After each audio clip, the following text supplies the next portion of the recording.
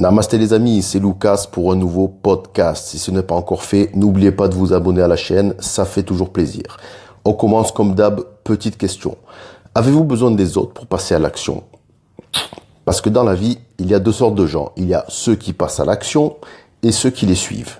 Alors, la première catégorie, donc ceux qui passent à l'action, ce sont des gens qui sont axés sur eux-mêmes, sur leurs désirs, leurs objectifs. Ils se soucient que très peu de ce que pensent ou font les autres.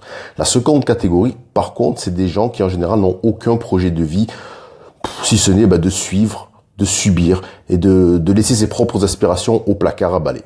Donc, quelle est la différence majeure entre ces deux types de personnes?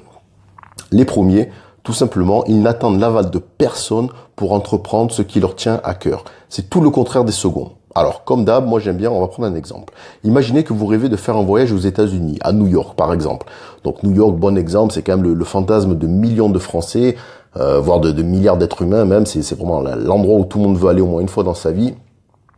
Voilà, vous voulez y aller, ça fait des années que vous y songez, mais malheureusement, vous êtes célibataire et puis vous n'avez aucun ami qui accepte de vous accompagner. Bon, pourquoi? Pour des raisons d'incompatibilité d'agenda, pas de budget, pas de temps, etc., etc. Il y a toujours une excuse quelque part. Alors, qu'est-ce que vous faites?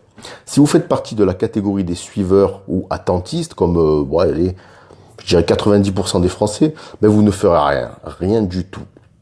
Vous remettrez votre voyage à une date ultérieure, le jour où, je sais pas moi, où vous aurez un petit copain ou une copine, le jour où un ami voudra bien se joindre à vous, le jour où l'alignement des planètes sera plus favorable avec vous. Enfin, vous voyez le genre, quoi. Un jour qui n'arrivera peut-être jamais, sûrement jamais même. Mais si vous faites partie de l'autre catégorie, celle des leaders, des hommes ou des femmes qui prennent leur destin en main, vous n'allez pas laisser les autres décider pour vous. Ok, vous rêvez d'aller à New York et personne n'est prêt à venir avec vous, rien à foutre, peu importe, vous irez tout seul et puis basta. Parce que quand la mort frappera à la porte, le suiveur, quand il repensera à sa vie, qu'est-ce qu'il fera? Il se remémorera son formidable voyage à New York qu'il n'a jamais fait parce qu'il aura attendu toute sa vie après les autres et résultat, il n'aura pas fait grand-chose de bandant, quoi. Donc, c'est le même scénario pour un tas d'autres situations dans la vie courante, quoi. Il n'y a pas que le voyage, c'est que trop de gens attendent les autres pour passer à l'action. Ils ont besoin qu'on les accompagne, comme s'ils étaient infirmes, handicapés de l'action en solo. Autre exemple, exemple récurrent, je l'entends tout le temps, longueur d'année. Vous voulez vous inscrire au club de gym, ok, bonne résolution, c'est cool, un peu de sport, mais la plupart des gens, beaucoup de gens en tout cas, ne le feront jamais, sauf s'il y a un pote ou une copine qui s'inscrit avec vous. Vous voyez ce genre de personne, si tu t'inscris pas avec moi, j'y vais pas. Oui, j'aimerais bien y aller, mais j'ai besoin que tu t'inscrives avec moi. Ça, c'est zéro. Vous voulez aller à la gym, inscrivez-vous, on s'en fout. Si quelqu'un vous s'inscrit avec vous après, c'est cool. Sinon, tant pis.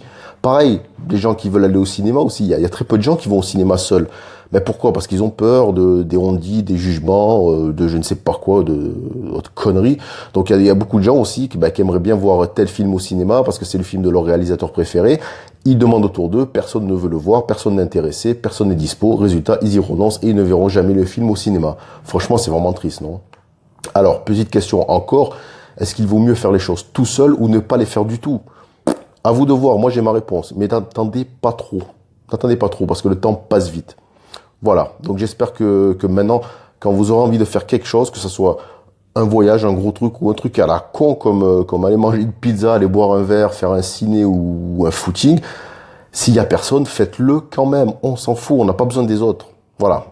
Donc, petite parenthèse, pour vous aider à organiser votre vie et passer à l'action, j'ai écrit Le pouvoir de l'agenda. C'est mon dernier livre.